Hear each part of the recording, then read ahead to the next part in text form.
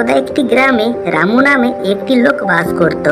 রামুর স্ত্রী আর সন্তান, এই তাদের ছোট্ট সংসার। রামু খুব গরিব ছিল। রামুর নুন আনতে পান্তা ফুরায়। এভাবেই চলছিল তাদের সংসার। কিন্তু রামু গরিব হলেও সৎ ও খুবই বুদ্ধিমান ছিল। একদিন তার স্ত্রী বলল, দেখো স্বামী, আমাদের এই সামান্য রোজগারে আমাদের ভালোভাবে সংসার চলছে না। তোমাকে আরো বেশি টাকা রোজগার করতেই হবে। এভাবে চললে কিন্তু চলবেই না। তুমি কিছু না কিছু একটা পথ বার করার চেষ্টা করো। ঠিকই বলছো মমতা, আমাদের এই সামান্য রোজগারে আমাদের ঠিকমতো সংসার চলছেই না। আমার সামর্থ্য তো তেমন নাই বেশি টাকা রোজগার করার। দেখি কি উপায় বের করা যায়। ঠিক আছে, তাই করো, কিন্তু এভাবে চলতে পারা যায় না। এই সামান্য রোজগারে আমরা দুবেলা দুমুঠো ভালোভাবে খেতে পারি না। সবই বুঝেছি মমতা, কিছু না কিছু একটা করতেই হবে আমাকে। বাবা বাবা, আমার একটা চকলেট কিনে দাও না, অনেকদিন না চকলেট খাইনি। হায় হায় পোড়া কপাল, এমনিতেই আমাদের ভালোভাবে সংসার চলছে না, আবার চকলেট। ঠিক আছে বাবু, তুমি যাও পড়তে বসো, আমি তোমার জন্য চকলেট নিয়ে আসবো। এখন তুমি যাও কেমন। এরপর রামু কাজের উদ্দেশ্যে বাইরে চলে গেল। এই এই, তোর না খুব চকলেট খাওয়ার শখ হয়েছে? আমাদের নুন আনতে পান্তা ফুরায়, আর বাবু দেখো না চকলেট চাই। ঠিক আছে মা, আমার ভুল হয়ে গেছে, আমি আর চকলেট আরই করবো না। এই তুই আবার যা, গিয়ে পড়তে বস।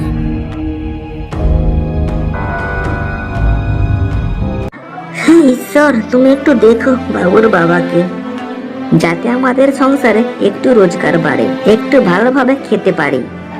রামু তার মালিকের কাছে এলো এবং তাকে কিছু টাকা ধার চাইলো। সেই টাকা দিয়ে সে ব্যবসা করবে। মালিক কিছু টাকা ধার দেবেন, আমি একটা ব্যবসা করব ভাবছি। ব্যবসাটিকে দাঁড় করালেই আমি আপনার সব টাকা শোধ করে দেব। আমায় কিছু টাকা ধার দিন। এই এই যা যা, এখন টাকা পয়সা একদম নাই, অসময় আসিস না তো। যা, এখন কাজ করবে যা। এই বলে রামু বিষণ্ণ মনে বাড়ির উদ্দেশ্যে রওনা দিল। পথে এক তান্ত্রিকের সাথে দেখা হলো। কি রে বেটা, তুই খুব টাকার চিন্তায় আছিস না? তুই এক কাজ কর, তুই 2 সালের জঙ্গলে যা, ওখানে এক ভূত আছে। তার কাছে সঠিক প্রশ্নের উত্তর দিলে তুই গুপ্তধন পেতে পারিস। তান্ত্রিকের কাছে গুপ্তধনের কথা শুনে রামু তার স্ত্রীকে গিয়ে সব ঘটনা খুলে বলল। জানো মমতা, বুড়িশালের জঙ্গলে এক ভূত থাকে। ভূতের সব প্রশ্নের উত্তর দিলে আমি গুপ্তধন পেতে পারি। না না, তুমি যেও না ওই ভূত পেটের কাছে। হ্যাঁ, যদি উল্টে বিপরীত হয় তখন কি হবে? দেখি না মমতা, একবার চেষ্টা করে যদি গুপ্তধন পাওয়া যায়। যদি ভূতের সব প্রশ্নের উত্তর দিলে গুপ্তধন পাই, তাহলে আমাদের সব কষ্ট দূর হয়ে যাবে। না না, আমাদের গুপ্তধন চাই না, আমরা এই ভালোই আছি, আমাদের গুপ্তধন চাই না। রামুর তবু মন মানছিল না, একবার শেষ চেষ্টা করেই দেখবে সে, যদি সে গুপ্তধন পেয়ে যায়। এই বলে সে বুড়িশালের জঙ্গলের দিকে চলল। এই ভূত, আমি তোমার কাছে এসেছি গুপ্তধনের উদ্দেশ্যে। আমি তোমার সব প্রশ্নের উত্তর দেব, আমার গুপ্তধন চাই। কিরে ছোড়া, তোর গুপ্তধন চাই না? ঠিক আছে, আমার 3টে প্রশ্নের উত্তর দিতে হবে, আর ঠিক ঠিক দিতে পারলেই তোকে আমি গুপ্তধন দিয়ে দেব। আচ্ছা ঠিক আছে, তুমি প্রশ্ন করো, আমি তোমার সব প্রশ্নের উত্তর দিচ্ছি। তোর প্রথম প্রশ্ন, বল জন্মদিন কাকে বলে? পৃথিবীর একমাত্র দিন যেদিন তোমায় কাঁদতে দেখে তোমার মা হেসেছিল, সেটি তোমার জন্মদিন।